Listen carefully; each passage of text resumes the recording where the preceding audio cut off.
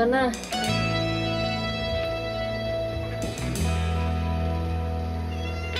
Ano to?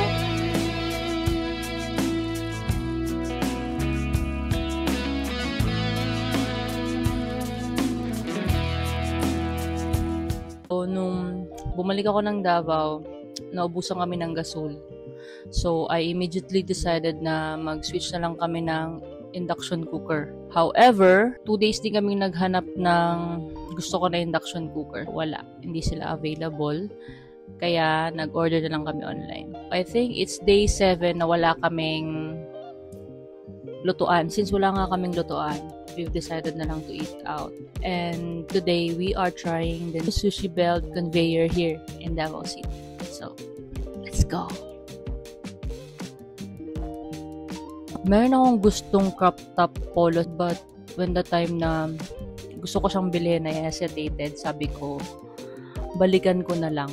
Sabi ko, the next time na babalik ako at pag nandun pa yon, bibilhin ko na.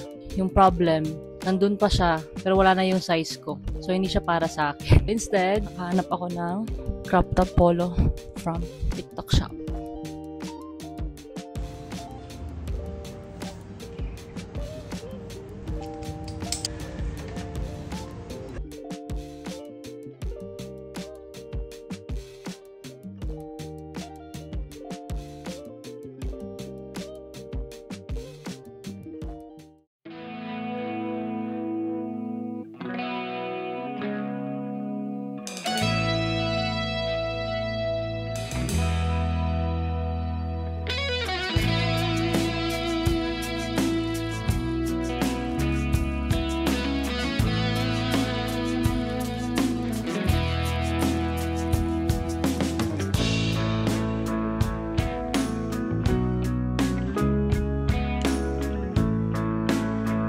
So far, ito yung pinakamasarap ito. Ito na siguro yung top 2. Okay naman yung katsudon nila. Yeah, okay naman yung katsudon. Kaso, the next time siguro ako magpunta here, I'm gonna try the sushi na lang isa. Yung nigiri na lang nila instead of rice balls because nakakabusog talaga siya. Nakakabusog yung mga rice balls. And then, I don't recommend this one. I don't know, what do you call this one? Medyo boring yung flavor. For me, medyo boring itong flavor na to. This one, medyo okay pa, but I do recommend those nigiri with butter and shoyu because it really elevates the nigiri itself.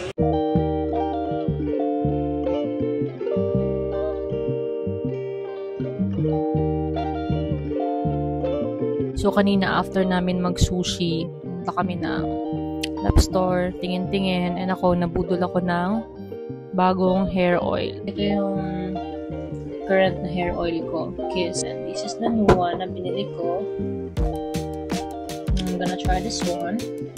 Okay din naman tong Kiss. Matagal talaga siyang maubos. Yan yan. Siguro, for comparison, medyo malagkit lang talaga to sa kamay. Kung napapansin nyo, kahit na naglagay ako kanina, konti lang kasi nilagay ko. Kasi ito, look kasi na gusto ko. Ayoko yung halatang naglagay ako ng hair oil. Pero at the same time, na-hold pa rin yung buhok ko. Kasi pag hindi ako ng hair oil, medyo buhagag na siya. And yung sa sushi kanina, siguro I will rate it 8/10. Syempre, maganda na may experience. Cool yung nag-deliver ng sushi. Sa food and drinks, siguro kasi hindi ako nag-try ng something new sa drinks. Siguro next time I should try. Yung sa food, okay naman meron kaming nagustuhang sushi, pero siguro I should try something else. Yung mas interesting sa panlasa.